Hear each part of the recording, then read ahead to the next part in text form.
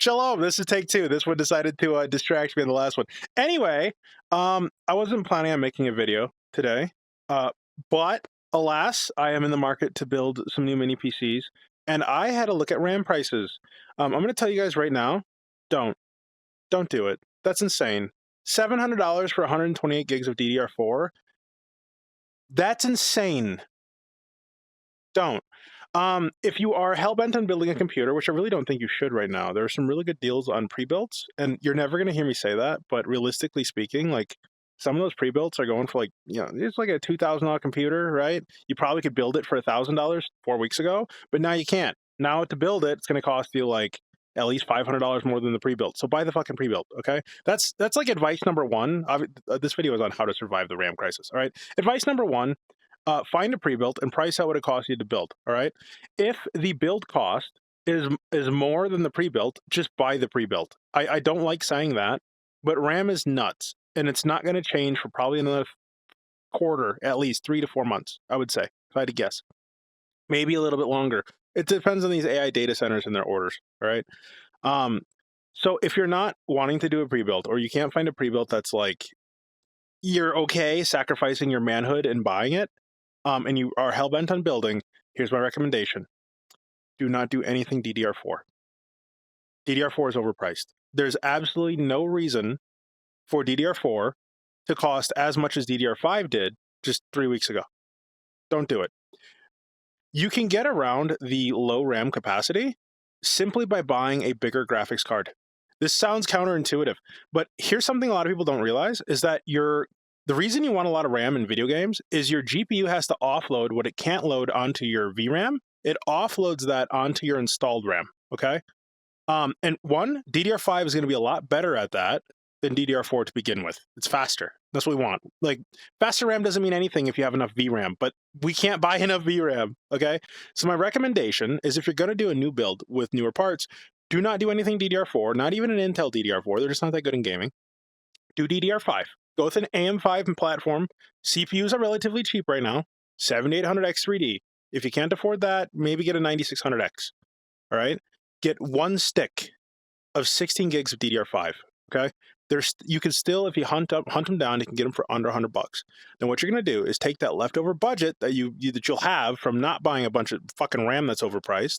Take that budget and go buy the biggest graphics card you can afford. Okay? VRAM is everything. And even outside of VR chat for this, all right? Because of the RAM prices. And like, a lot of games are going to use RAM, whatever. VRAM. If you can't afford RAM, get VRAM. Which means you're looking at stuff, even older cards. Okay? I've talked about them in my GPU or my PC hardware video. The 3080 Turbo, 20 gigs. The Titan RTX, 24 gigs. The 3090 Ti, 24 gigs. The 7800 XTX, 24 gigs. All of those cards are going to help you tremendously when you have inadequate amount of installed RAM. And I would not recommend buying installed RAM at the prices that is right now, especially not DDR4. All right? So go with DDR5, get an X3D chip, something really good that's fast, or something that has a really good memory controller, which is the Pro chips, right? And get a big GPU, the biggest one you can afford. If you're on a budget, the biggest one I can think of offhand is the 3080 Turbo. They're about $580 right now on eBay. Right? Yeah, it's going to take a few weeks to get here. A lot of them come out from East Asia, but it's okay. Just do it. Wait. 3 weeks. Okay? It's worth the money, and that card's never going to disappoint you. If you can swing it, get the 7800 XTX. That's your best option. If you're really rich, go with a 5090. 5080, ignore it. It's a waste of money. We're not looking for raw speed here, right? And the 7800 XTX is as fast anyway. We're really not looking for raw speed. We want the VRAM because we can't get the installed RAM at an adequate price. Side note, Walmart has the best deal on DDR5 right now. You can get a Kingston DDR5 kit for $180. It's the only one I found for 32 gigs of DDR5 for sub $200, right? The rest of them are about $400. So go to your local Walmart and buy that shit as soon as you can. If you're on a real budget, your higher end budget options are gone. They're just gone. All right? So this is going to bring me back to my Xeons. Get a Xeon. Specifically, the 2696 version 4, if you can get it. It's $60, all right? That chip beats almost everything on the AM4 platform short of the X3Ds. And that chip can run DDR3. DDR3, I know it sounds scary, but Xeons are quad channel.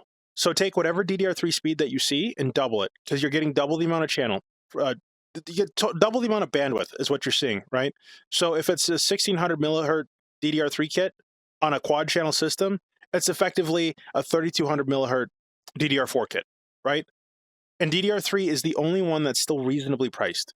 You can get it for about 60 to 70 cents a gigabyte, which means you can have a whole 256 gig system for $200. Realistically, you only need 64 gigs. That's 50 bucks.